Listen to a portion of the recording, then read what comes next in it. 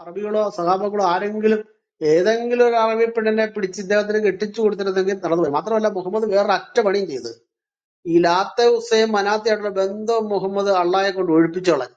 അല്ലെങ്കിൽ ആ പെൺകുട്ടികളുടെ സ്നേഹവലയത്തിലെങ്കിലും ഈ പുള്ളി കുറെ നാൾ ജീവിച്ചാൽ. എന്തായാലും ജിന്നുകളുമായിട്ടുള്ള ദാമ്പത്യ ബന്ധത്തിൽ മടുത്ത ഈ മനുഷ്യൻ പെണ്ണിനെ ആലോചിച്ച് കിട്ടിയില്ല. അവസാനം മറിയം ബീവിയുടെ വർജിനകത്ത് പോയി ഊതി. ആ പെണ്ണ് എന്ത് ബുദ്ധിമുട്ടിയെന്നുള്ള കാര്യം അത് സൂറത്ത് മറിയമിൽ പറയുന്നുണ്ട്. നീ അടുക്കരുത്, എനിക്കിത് ഇഷ്ടമല്ലെന്ന് പറയുന്നത്. പക്ഷെ ഇവനെ കയറി ഊതി, കുഞ്ഞ് ജനിച്ചു. എന്നിട്ട് ആ കുഞ്ഞ് എന്റെ അല്ലെന്നുള്ളതായ ഒരു തള്ളും തള്ളിയേച്ചു പോകും. ഇങ്ങനെ ആകെ മൊത്തം ടോട്ടൽ ഒരു ദുരന്തപൂരിതനാണ് ഇവനെ. മുഹമ്മദ് പറഞ്ഞങ്ങ് സ്ഥാപിച്ച് ഇങ്ങനെ ഏകനാണെന്ന് പറഞ്ഞു വെക്കുകയും ചെയ്തു. മറിയം അത് തടഞ്ഞെങ്കില് കൺസെന്റ് ഇല്ലാതെ ഊതിയപ്പോ അത് റേപ്പായി മാറത്തില്ലയോ? ബ്രദറെ ഒരുപാട് പ്രശ്നമുണ്ട്. റേപ്പ് തന്നല്ല ബ്രദറെ, ആ കുഞ്ഞിന്റെ പിതൃത്വം ഈ അള്ളായാണ് ചെയ്യേണ്ടത്. എന്നിട്ട് ഈ പുള്ളി പറഞ്ഞത് 19 അവസാനത്തെ വാക്ക് നോക്കിക്കുക, അവസാനത്തെ 1-2 വാക്കുകൾ നോക്കിക്കുക. സൂറത്ത് മറിയം, നമുക്കൊരു ഭാര്യയില്ലാതെ എങ്ങനെ കുഞ്ഞ് ജനിക്കുമെന്ന് ചോദിച്ച ഈ മാന്യൻ അവിടെ പോയി ഊതി.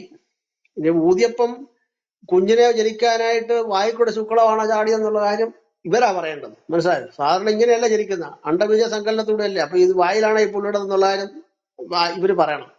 എന്തായാലും അങ്ങനെ ജനിച്ചു കഴിഞ്ഞപ്പോ ഈ അള്ളാഹ്ക്ക് അന്തസ്സുണ്ടെങ്കിൽ കുട്ടിയുടെ വാപ്പ ഞാനാന്ന് പറഞ്ഞ് നേരെ പറയണം. നെഞ്ചത്ത് കൈവച്ചാണ് കുഞ്ഞിന്റെ വാപ്പ ഞാനാന്ന്. പക്ഷെ ആ കുഞ്ഞിനെ ഈ മനുഷ്യൻ തള്ളിപ്പറയുന്നത് ഈ അള്ളാഹ് തള്ളിപ്പറയുന്നത്. നമുക്കൊരു കുട്ടി ഉണ്ടായെന്ന് അവർ ആരോപിച്ചല്ലോ, ആകാശം പൊട്ടിപ്പിളരുവാനും ഭൂമി വെണ്ടു കീറുവാനും തക്ക അപവാദമാണ് അവര് നമ്മുടെ നേരെ പറഞ്ഞത്.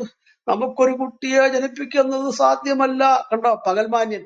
എടാ തലേ തുണിയിട്ടുണ്ട്. അല്ല ബ്രദറെ, ഞാനിന്ന് പറഞ്ഞിട്ടുണ്ട് ബ്രദറെ, ഈ തലേ തുണിയിട്ടോണ്ട് ഊതാൻ പോയപ്പോ ഓർക്കണമായിരുന്നു കൊച്ചി ജനിക്കുമെന്ന്. മനസ്സിലായോ? പലർക്കും പറ്റുന്ന അബദ്ധം ഇതാ. ഊതാൻ നല്ല ഉഷാറാ, ഊതിക്കഴിഞ്ഞാൽ വരുന്ന ഭവിഷ്യത്തുകൾ പലർക്കും അറിയത്തില്ല.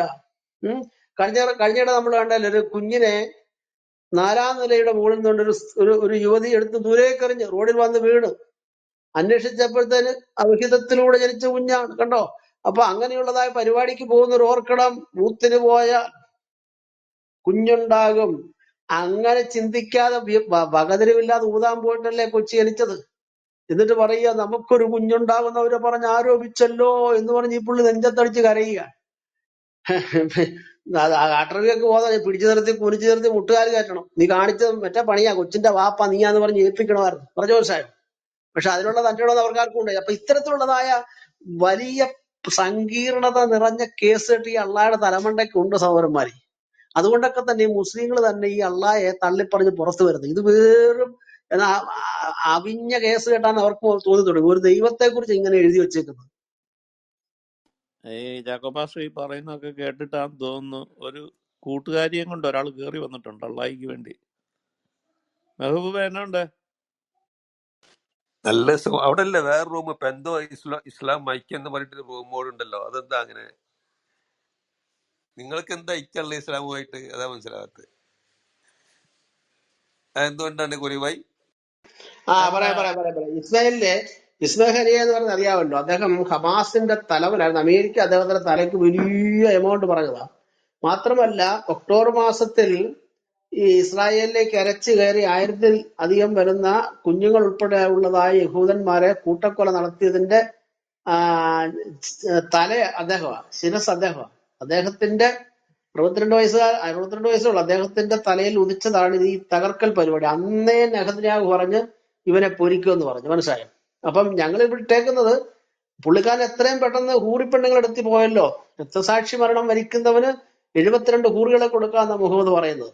അപ്പൊ അതുകൊണ്ട് ഞങ്ങൾ ഇട്ടിരിക്കുന്നത് നിങ്ങളെ സംബന്ധിച്ചൊരു വലിയ നിങ്ങൾക്കൊരു വലിയ പ്രതീക്ഷ നൽകുന്നത്. കാരണം ഇങ്ങനെയൊക്കെ ചെന്ന് ചത്തുപോയാൽ 72 ഹൂറികളെ പ്രാപിച്ചല്ലോ, പുള്ളി രക്ഷപ്പെട്ടില്ലേ സുഹൃത്തെ? ആ അർത്ഥത്തിലാണ് ഞങ്ങൾ ഇട്ടേക്കുന്നത്. ഹൂറികള് ഈ പെണ്ണുങ്ങള് സ്വർഗത്തിൽ നിന്നോട് ഇങ്ങോട്ട് നോക്കിയാൽ ആകാശ ഭൂമികളെല്ലാം വെട്ടിത്തിളങ്ങും. അവരുടെ സുഗന്ധം, ആ ഹൂറിപ്പെണ്ണുങ്ങളുടെ തലയിലെ തട്ടം ഉണ്ടല്ലോ, സർവ്വലോകത്തെക്കാളും ഈ പെണ്ണുങ്ങളുടെ തലയിലെ തട്ടമാണ് ഏറ്റവും ഉന്നതമായെന്ന് മുഹമ്മദ് പറയുന്നത്. അപ്പം ഒരു ഒരു മുസൽമാനെ സംബന്ധിച്ച് ഹൂറികളെ കിട്ടുക എന്ന് പറയുന്നുണ്ടോ, നിസ്സാര കാര്യമല്ല.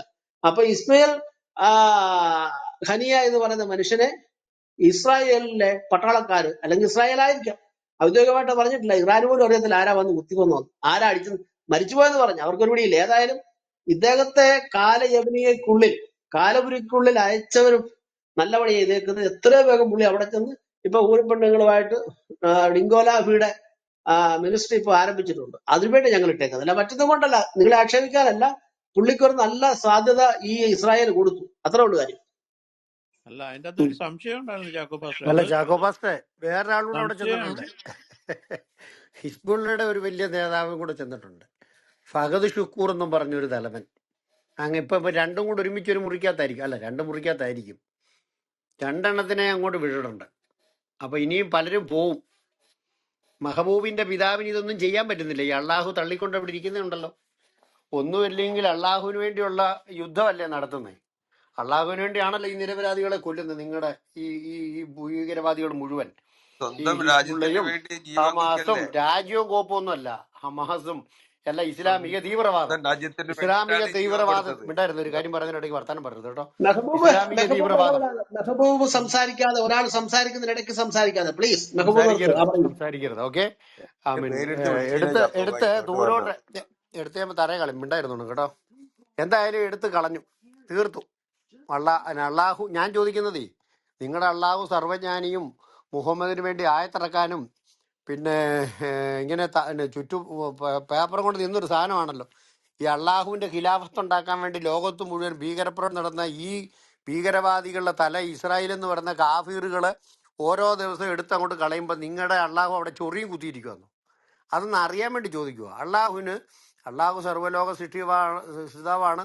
നരകത്തിൽ ഇട്ട് പൊരിക്കും, അണ്ണാക്കിലോട്ട് ഇരുമ്പ് ഉരുക്കി ഒഴിക്കും, പിന്നെ ചലം കോരി ഒഴിക്കും എന്നൊക്കെ പറഞ്ഞ് മനുഷ്യരെ ഭീഷണിപ്പെടുത്തി വെച്ചിരിക്കുന്ന നിന്റെയൊക്കെ അള്ളാഹു ഊത്താല ഇപ്പൊ എന്തോ അവിടെ ഊതിക്കൊണ്ടിരിക്കുവാണ്.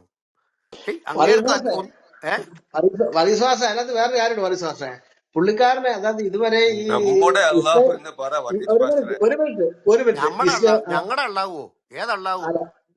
അള്ളാഹു എന്ന് ഇതുവരെ പറയുന്ന അള്ളാഹു എന്ന് പറയുന്ന വലിച്ചു മുതുപിശാജ്. പിടിക്കുന്ന ആ ഇവിടെ ഏകസത്യ അള്ളാഹു എന്ന് ദൈവം. പറയുന്ന ഇയാൾ കേക്കെ, അള്ളാഹു എന്ന് പറയുന്ന മുതുപിശാചായിട്ടാ വർഗീസ് കൊണ്ട് നടക്കുന്നത്.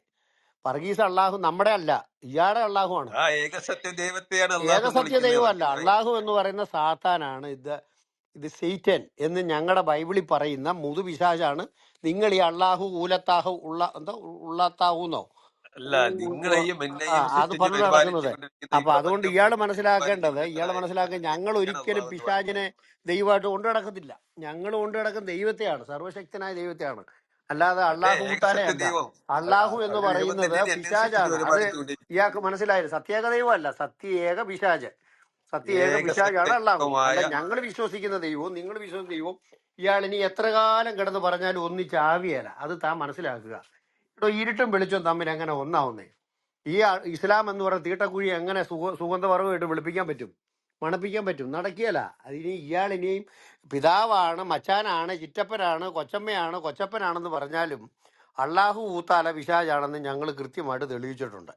തെളിയിക്കുകയും ചെയ്യും, പറഞ്ഞുകൊണ്ടേയിരിക്കും. അത് ഞങ്ങളുടെ ദൈവമായിട്ടൊന്നും ഇയാൾ ഒരിക്കലും കൂട്ടാക്കുകയും വേണ്ട. അള്ളാഹു ഊത്താല പിശാചാണ്. ബൈബിൾ പറയുന്നു ആദ്യം മുതൽ കൊലപാതകൻ.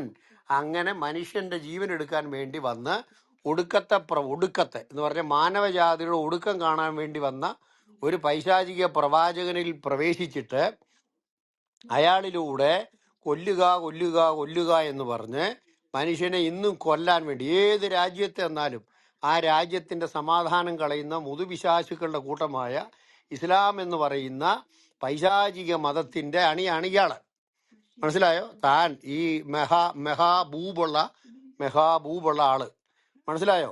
ആ ബൂബ് കൊണ്ട് എവിടെ ചെന്നാലും തല്ലു വാങ്ങിക്കാനാണ് നിനക്കൊക്കെ യോഗം. എന്തോ ചെയ്യാനാണ്? ഇപ്പൊ അവിടെ ചെന്ന് അവിടുത്തെ 12 പിള്ളേർക്ക്, നിങ്ങൾക്കറിയാലോ, 1000 പേരെ അവർ കൊന്നു. 1200 പേരെ, 40,000 പേര് തീർന്നു. കണ്ടായിരുന്നോ? 40,000 പേര് തീർന്നു. ഇനി എന്തൊക്കെയാണ് തല്ലു സ്വന്തം വാങ്ങിക്കാൻ പോകുന്നത്? രാജ്യത്തിന് നീയൊക്കെ വേണ്ടി സ്വപ്നം പോലും കാണാൻ കൊല്ലപ്പെടുകയും പറ്റിയല്ല. കൊല കിട്ടാൻ ചെയ്യുന്നതിനല്ലേ പോകുന്ന അടിയുടെ വലിപ്പം എത്രയാണെന്ന് നിനക്കൊന്നും ചിന്തിക്കാൻ പോലും പറ്റിയല്ല. അവരുടെ 12 പിള്ളേരെ കൊന്നപ്പോൾ അവരെന്തോ പറഞ്ഞ്? യഹൂദിന്റെ രക്തത്തിന് വിലയുണ്ട്, അതിന് നിങ്ങൾ കണക്ക് പറയേണ്ടി വരും. അങ്ങനെ തന്നെ പറഞ്ഞത്. നെതന്യാഹു പറഞ്ഞു യഹൂദന്റെ രക്തത്തിന് വിലയുണ്ട്, അതിന് കണക്ക് പറയേണ്ടി വരും. ഇപ്പൊ എന്തായി? ഏറ്റവും വലിയ നേതാവിന്റെ തലയങ്ങ് അവരങ്ങ് എടുത്തിട്ട് പുള്ളി അങ്ങ് ഹൂറിമാരുടെ അടുത്തോട്ട് ചെന്നു. അടുത്തൊരു ഒരുത്തിന് ഒരു ഹൂറിനും കൂടെ അങ്ങോട്ട് ചെന്നിട്ടുണ്ട്. അതിന്റെ പേരാ ഞാൻ മുമ്പേ പറഞ്ഞത്.